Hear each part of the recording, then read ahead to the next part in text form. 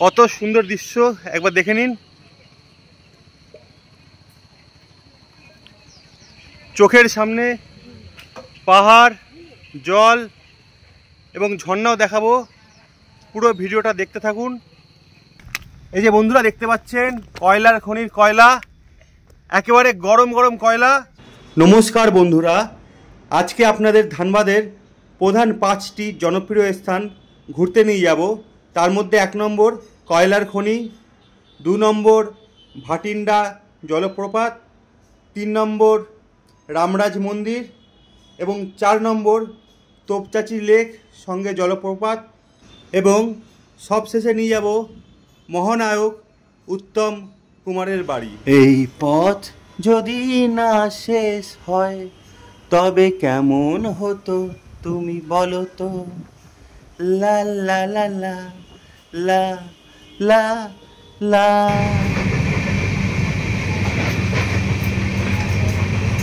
বন্ধুরা, এখন আমি রয়েছি রাজধানী এক্সপ্রেসে, যেটা হাওড়া থেকে ছাড়ে। আমরা ব্যান্ডেল থেকে ধরেছি ট্রেনটা। একাধিক ট্রেন আপনারা পেয়ে যাবেন, পছন্দ মতো নিজের টাইম অ্যাডজাস্ট করে ট্রেন ধরবেন। আর বাইরের দৃশ্যটা একবার দেখুন।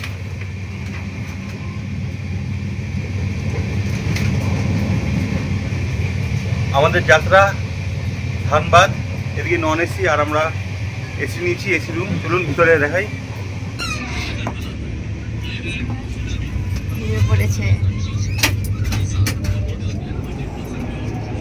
প্রথমেই আপনাদের জানিয়ে দিই আপনারা হাওড়া থেকে ধানবাদ কিভাবে যাবেন।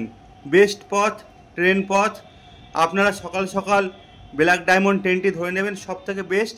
এছাড়াও একাধিক ট্রেন রয়েছে, আমি স্ক্রিনে দিয়ে দিলাম সময় এবং ভাড়া, আপনারা একটু দেখে নিন।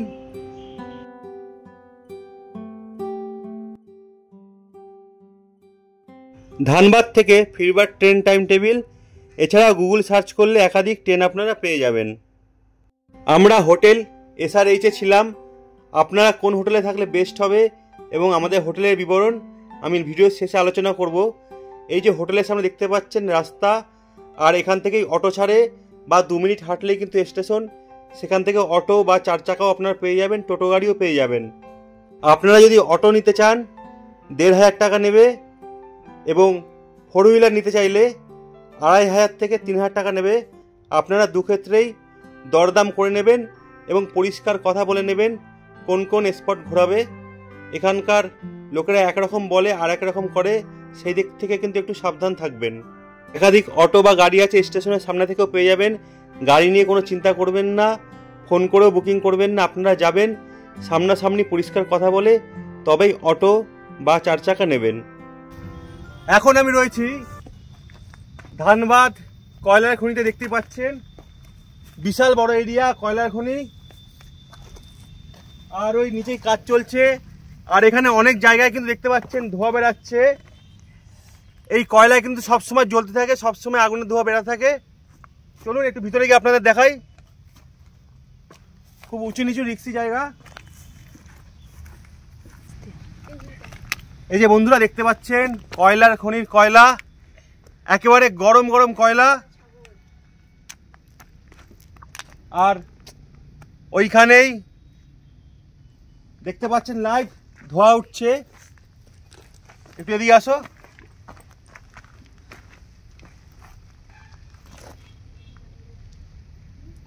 এখানে সব সময় ধোঁয়া ওঠে, সব সময় আগুন জ্বলতে থাকে, লাইভ ধোঁয়া, প্রচন্ড গরম। খালি পায়ে কিন্তু দাঁড়াতে পারবেন না, একেবারে গরম। এগুলো গরম হয়ে গেছে প্রচন্ড। এদিকে দেখাও, একবার ধোঁয়াগুলো দেখাও। একটু রিস্ক আছে জায়গাটা।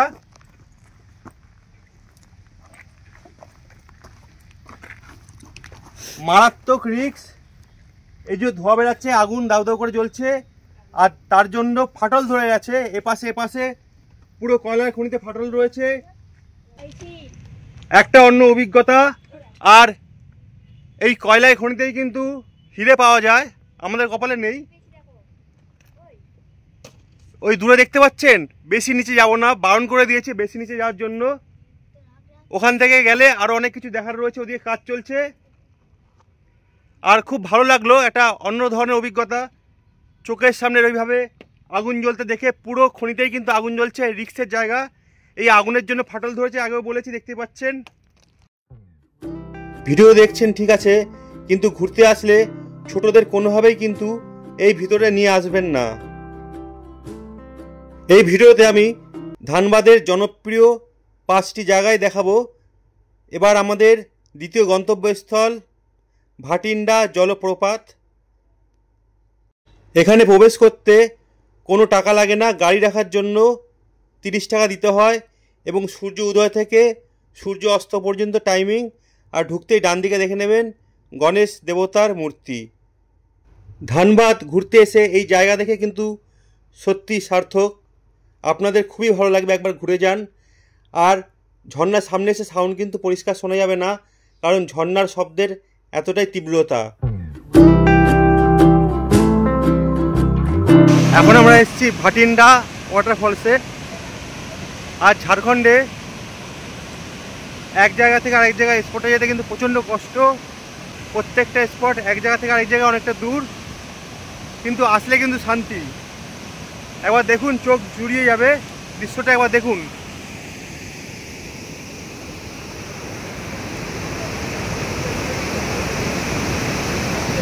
আর হাঁপি গেলে এইসব জায়গায় বসতে পারবেন, ছাওয়া আছে, বসার জন্য শেড রয়েছে। দুর্দান্ত, অপরূপ সুন্দর, চোখ জুড়িয়ে যাচ্ছে, মন চাইছে ওই মাঝখানে যাই, কিন্তু ওই লোনাভালার ওই দৃশ্য দেখার পর থেকে একটু ভয় লাগছে। আমরা সাইড থেকেই ভিডিওগুলো করব।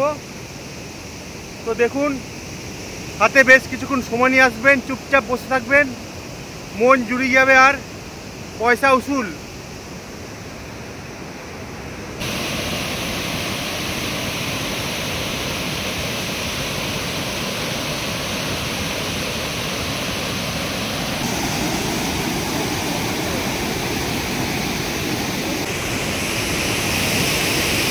কেমন লাগছে? অসাধারণ, আর সঙ্গে ভয়ও লাগছে, কেননা ওই লোনাওয়ালা দেখেছিলাম দৃশ্যটা। তোর কেমন লাগছে? ভালো লাগছে। জল ধরবি? যাবো। এই যে এর ওপারে যাওয়া যাবে না, লাইন টেনে দিয়েছে।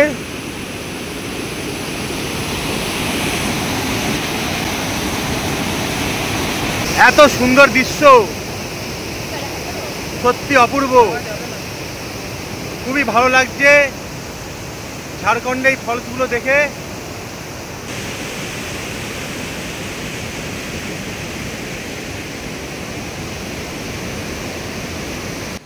পাম দেওয়া টায়ার রয়েছে দড়িতে বাঁধা, অপর প্রান্তে পাথরের সঙ্গে দড়ি বাঁধা রয়েছে। যদি কেউ ভুল করে বা স্লিপ খেয়ে পড়ে যায়, কোনো প্রকারভাবেই পড়ে গেলে এই টায়ার দিয়ে কিন্তু বাঁচানোর চেষ্টা করা হবে। তবে বাইরের কোনো লোক নেই, নিজেদেরই চেষ্টাটা করতে হবে। আমাদের পরবর্তী গন্তব্যস্থল রামরাজ মন্দির, যেটা কিনা ধানবাদের সবথেকে জনপ্রিয় মন্দির, শ্রী শ্রী রামরাজ মন্দির। আর এর উল্টো দিকে কিন্তু পেয়ে যাবেন অনেক কিছু খাবারের দোকান, ফুচকা থেকে শুরু করে ভারী খাবার। আর মন্দিরে প্রবেশ করতে বাইরে 20 টাকা গাড়ি ভাড়া নেবে, যতক্ষণ খুশি রাখতে পারবেন।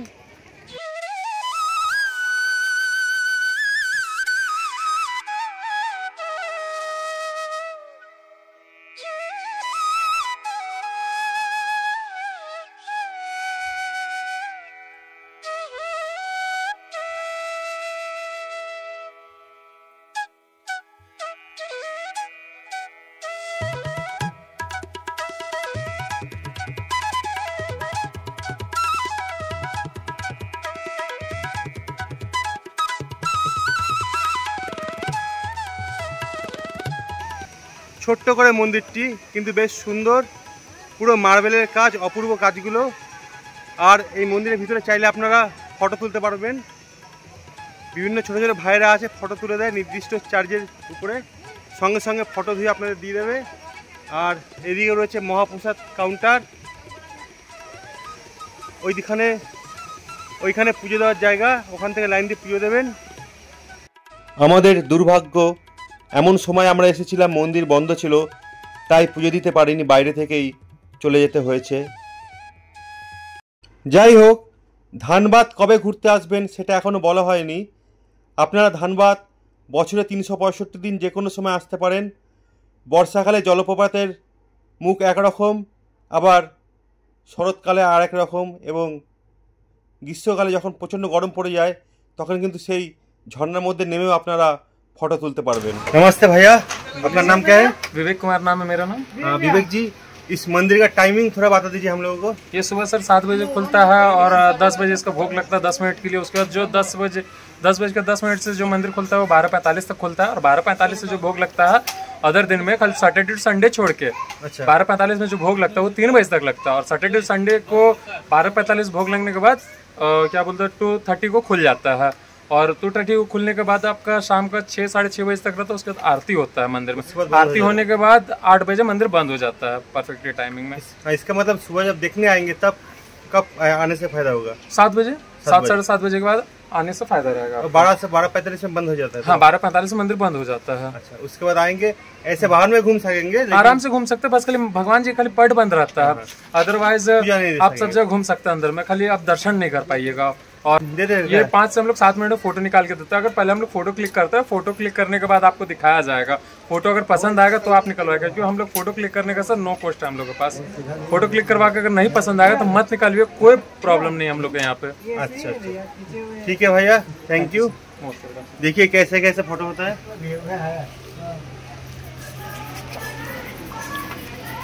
पूरा सफेद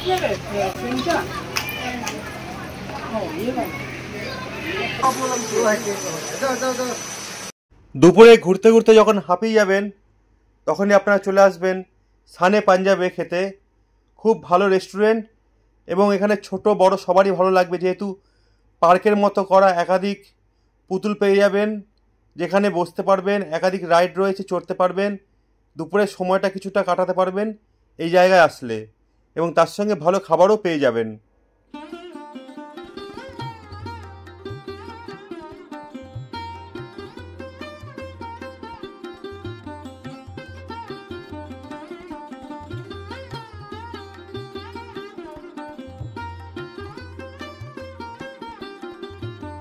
তো আপনারা দেখে বুঝতেই পারছেন সারাদিন ঘোরার মাঝে কতটা রিল্যাক্স এই জায়গাটা।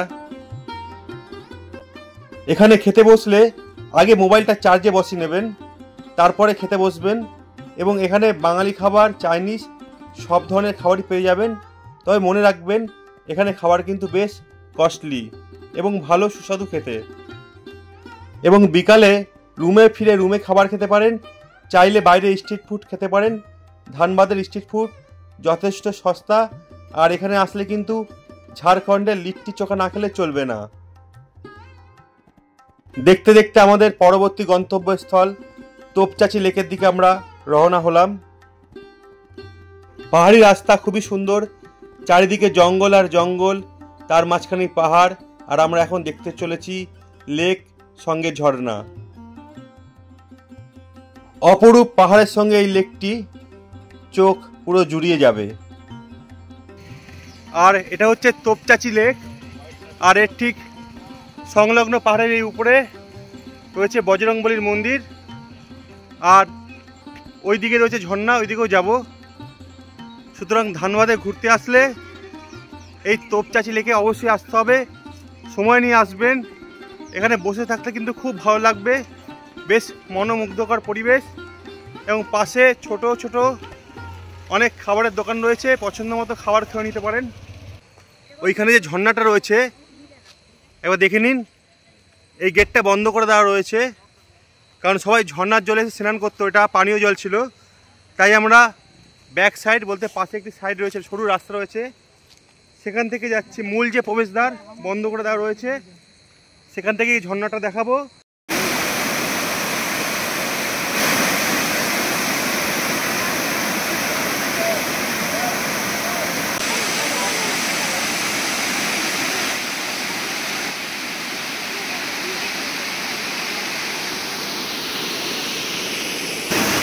চলে আসলাম তোপচাঁচি লেকে ঝর্ণার ধারে। এই উপর দিয়ে আমরা দেখতে পারলাম না, যেহেতু বন্ধ রয়েছে। নিচে আসলাম, এই ফলসটা পড়ছে আর সবাই স্নান করতে দেখতে পাচ্ছেন। এবার আমরা চলে যাবো এখান থেকে লেকের ধারে, তারপরে উত্তম কুমারের বাড়ি। কেন জানি না এই লেকের ধারে দাঁড়ালে জলের থেকেও মনটা বেশি শান্ত হয়ে ওঠে।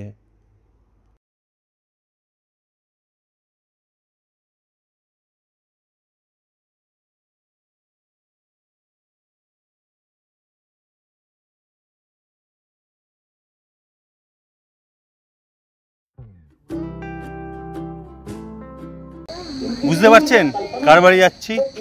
একটা অন্য রকমের আনন্দ হচ্ছে কিন্তু। চলুন আজকে নিয়ে যাবো আপনাদের মহানায়ক উত্তম কুমারের বাড়ি। এই পথ যদি না শেষ হয় তবে কেমন হতো তুমি বলো তো। লা লা লা লা লা লা। যদি পৃথিবীটা স্বপ্নের দেশ হয় তবে কেমন হতো তুমি বলো তো। চারিদিকে অন্ধকার, সন্ধ্যা সন্ধ্যা আমরা এসেছি। বাড়িটা দেখে বুঝতেই পারছেন কত পুরানো, আর ভিতর দিকে বেশি অন্ধকার কেন জানি না। ভগ্ন প্রায় জানলা দরজাগুলো রয়েছে, বাইরে থেকে প্লাস্টার এবং রং করা রয়েছে, কিন্তু জানলা থেকে উঁকি মারলে পুরোটাই ভাঙাচোরা অন্ধকার বলে আপনাদের দেখাতে পারছি না ঠিকভাবে। কত ইতিহাসের সাক্ষী এই বাড়িটি, কত নায়ক নায়িকারা, কত মহান লোকেরা একসময় এই বাড়িতে আড্ডা দিত। উত্তম কুমারের কত স্মৃতি জড়িত রয়েছে এই বাড়িতে। এই বাড়িতে এবং পাশেই তোপচাচির লেকে এই বাড়ি থেকেই অমানুষ বইয়ের একাধিক শুটিং হয়েছিল। এখানকার কেয়ারটেকার সন্ধ্যা হয়ে যাওয়ায় ভিতরের দিকে আমাদের যেতে দিল না, তাই বেশি কিছু দেখাতে পারলাম না। সিঁড়িঘর এবং ঘরের ভিতর তো পুরোই প্রবেশ করা নিষিদ্ধ। যাই হোক, এখান থেকে এখন বেরিয়ে যেতে হবে। অনেক স্মৃতি জর্জরিত বাড়িটাতে, পিলারে পিলারে দেওয়ালে দেওয়ালে উত্তম কুমারের ছোঁয়া। আপনারা তোপচাচি লেক ধানবাদে আসলে অবশ্যই উত্তম কুমারের এই বাড়িটি থেকে ঘুরে যাবেন। हाउस हमने देखा, ये जो घर ये उत्तम कुमार जी का ही है। और जमीन यहाँ आगे बहुत बहुत हाँ, बड़ा बड़ा एरिया है। हम तो थोड़ा इस घर लेट करके आए हैं, तो आप क्या क्या जानते हैं? क्या है, हम क्या जानते हैं? हम उसका शूटिंग देखे, उस समय हम बड़ा कम से कम 12-13 साल का उम्र होगा। ओ बाप रे, आप तो उनको दर्शन भी किए हैं। दर्शन किया, शूटिंग भी देखे। इधर इसका अमानुष का शूटिंग भी अमानुष देखे। इधर हुआ था? हाँ, अच्छा। ओ। और इधर जो अच्छा, शूटिंग पूरा होता फैमिली था, का उसका डबल बीवी था। हाँ, वो सुप्रिया देवी उनका चौधरी है। हाँ। हम पता है। आएगो उसका नाती रे पोता का।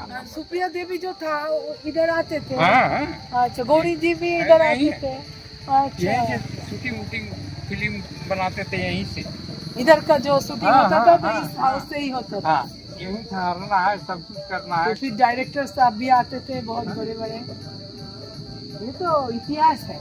इतिहास मतलब भयंकर इतिहास है। हाँ। সব শেষে বলবো আমরা কোন হোটেলে ছিলাম এবং আপনারা কোথায় থাকবেন। আমি দাঁড়িয়ে আছি আমাদের হোটেলে। এই হোটেলে আমরা উপস্থিত হয়েছি। লিফট রয়েছে 5 তলা, এখানে ফুডিংয়েরও ব্যবস্থা রয়েছে। দেখতেই পাচ্ছেন কত সুন্দর এবং কত বড়। এই যে সিঁড়ি 5 তলা রয়েছে, আপনাদের লিফটে চাইলে সিঁড়িতেও আসতে পারেন। এছাড়াও ধানবাদে আসলে 800 টাকায় 1000 টাকায় ভালো ভালো একাধিক হোটেল আপনারা পেয়ে যাবেন। দিনে 24 ঘন্টা কোনো চিন্তা করতে হবে না, রুম আপনারা পাবেন। আর এখানে সব থেকে বড় ফেসিলিটি যেটা, সেটা হচ্ছে 24 ঘন্টা। মানে আজকে যদি সকাল 10টায় ঢোকেন, কালকে সকাল 10টায়, আজকে যদি বিকেল 5টায় ঢোকেন, কালকে বিকেল 5টায়। দীঘাপুরীর মতো নয় যে যখনই ঢুকুন 12টার সময় check out check in time, সেরকম নয়। সুতরাং পুরো 24 ঘন্টা যাবে, তারপরে একদিনের ভাড়া দেবেন। চলুন এবার আমাদের রুমটা একবার দেখাই আপনাদের। আমরা হাজব্যান্ড ওয়াইফ এবং 2জন চাইল্ড ছিলাম। আমাদের রুমে ছিল এসি, আলমারি ছিল, আয়না ছিল, চেয়ার টেবিলও ছিল এবং অ্যাটাচ ওয়েস্টার্ন টয়লেট ছিল। তার মধ্যে গিজারের ব্যবস্থা ছিল। 1250 টাকা ভাড়া নিয়েছে 24 ঘন্টার জন্য। এখানকার নম্বর দিয়ে দিলাম, আপনারা যোগাযোগ করে নেবেন। আরও একাধিক রুম রয়েছে এবং আপনারা চাইলে ধানবাদে এসে হোটেল পছন্দ করে তারপরে হোটেল নিতে পারেন, কারণ এখানে হোটেলের কোনো অভাব নেই, যখনই আসবেন হোটেল অ্যাভেলেবেল। বন্ধুরা ধন্যবাদ ভিডিওটি দেখার জন্য। আবার দেখা হবে অন্য কোনো সময় অন্য কোনো ভিডিও নিয়ে। ভালো লাগলে অবশ্যই সাবস্ক্রাইব করবেন। ধন্যবাদ, বিদায়।